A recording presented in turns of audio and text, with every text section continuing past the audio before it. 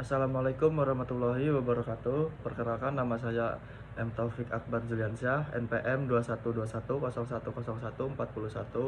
Prodi Hukum Keluarga Islam, semester 6, kelas D. Di sini saya akan mempresentasikan materi dari kelompok 9, yaitu yang berjudul Hukum Islam dan Perubahan Sosial. A. Pengertian hukum Islam dan perubahan sosial. Hukum Islam dalam Al-Quran dan literatur hukum Islam sama sekali tidak menyebutkan kata hukum sebagai salah satu istilah. Yang ada di dalam Al-Quran adalah kata syariah, fikih, hukum Allah, dan yang seakar dengannya. Istilah hukum Islam merupakan terjemahan dari Islamic law. Dalam literatur Islam, maka perlu diketahui lebih dulu arti masing-masing kata. Secara terminologi, Profesor Dr. Hasbi As-Siddiqi memberikan definisi hukum Islam, yakni koleksi daya upaya pola ahli hukum untuk menetapkan syariat atas kebutuhan masyarakat. Tarif ini lebih dekat kepada fikih, bukan pada syariat.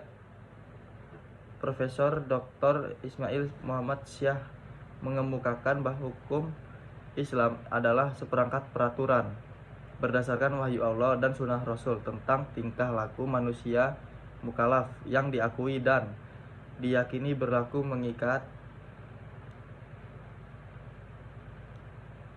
untuk semua umat yang beragama Islam. Karakteristik hukum Islam. Hukum Islam memiliki karakteristik yang membedakannya dari undang-undang buatan manusia. Hasbi As-Siddiqi dalam Falsafah Hukum Islam menjelaskan tentang karakteristik hukum Islam. Dari uraian Hasbi tersebut dapat digarisbawahi bahwa hukum Islam itu memiliki ciri kemanusiaan, akhlak, dan alami. Dapat dipahami bahwa hukum Islam memiliki karakteristik sebagai berikut. 1. Hukum Islam bersifat ketuhanan dalam artian bahwa semua perundang-undangan dan peraturan-peraturan yang dibuat harus bersumber dan diambil dari ketentuan-ketentuan hukum Allah. Dapat dikembalikan serta tidak bertentangan dengan kehendak Allah. Oleh karena itu, semua perundang-undangan Islam harus berfokus atau berasal dari Allah Subhanahu wa taala. 2. Hukum Islam bersifat universal.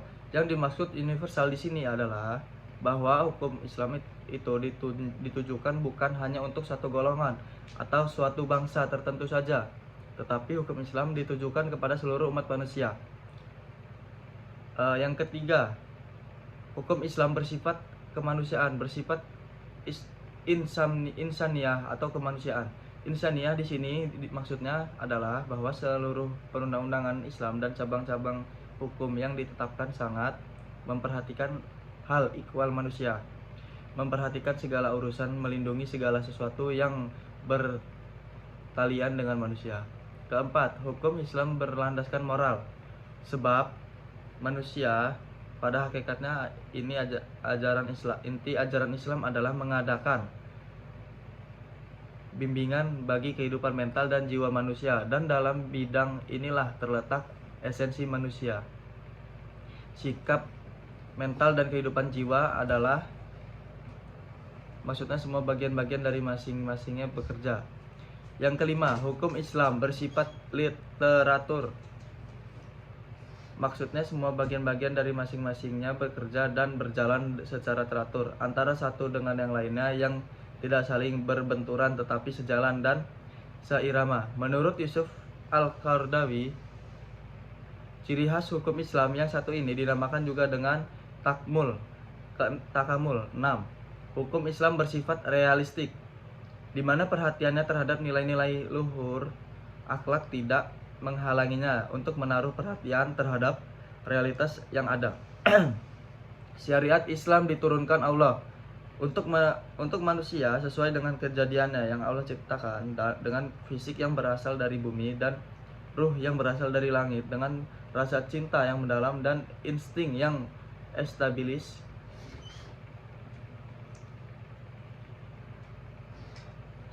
Selanjutnya, eksistensi hukum Islam dan perubahan sosial.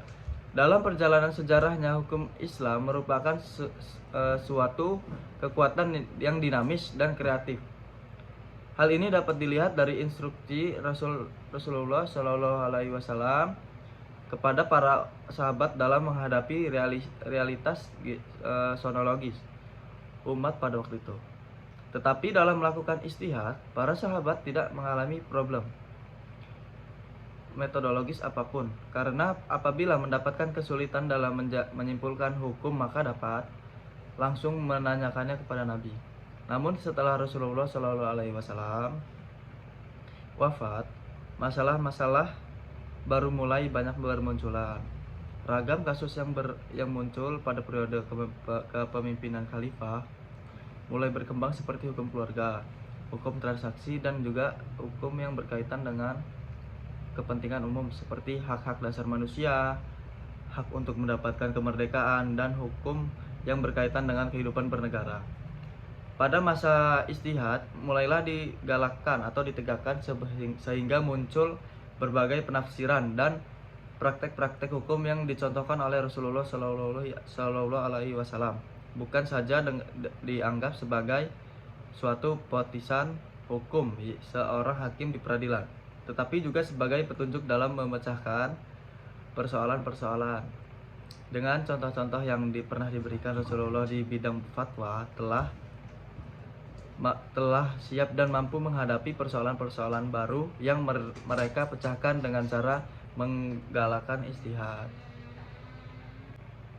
Kesimpulan, agama Islam memainkan peranan dalam kehidupan pribadi dan masyarakat, sekalipun masyarakat itu telah disusupi oleh kebudayaan barat atau dipengaruhi oleh sekularisme. Dalam masa masyarakat mengalami perubahan sosial yang dahsyat, maka pribadi dan masyarakat kehilangan pegangan, karena lembaga-lembaga yang sesungguhnya merupakan pemberi pegangan seperti kebudayaan, keluarga, pendidikan sedang dalam perubahan, dan lembaga-lembaga itu sendiri tidak dapat mengatasi persoalannya.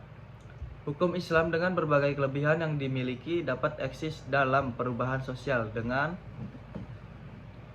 prinsip-prinsip dasar yang melekat padanya, sehingga mampu merespon segala perubahan sosial yang terjadi. Hukum Islam dengan segala keunggulannya merupakan aturan Tuhan yang bertujuan memberikan kebaikan dan kemudahan kepada umat manusia. Walaupun hukum Islam didasarkan pada wahyu, tetapi tidak dapat menutup kemungkinan diperlukan adanya interpretasi atau kontekstualisasi dari ketentuan nas yang ada. Dengan demikian, ijtihad sebagai keniscayaan. Terima kasih, sekian yang dapat kami sampaikan. Mohon maaf jika ada kekurangan. Sampai bertemu kembali. Wabillahi taufiq wal hidayah. Wassalamualaikum warahmatullahi wabarakatuh.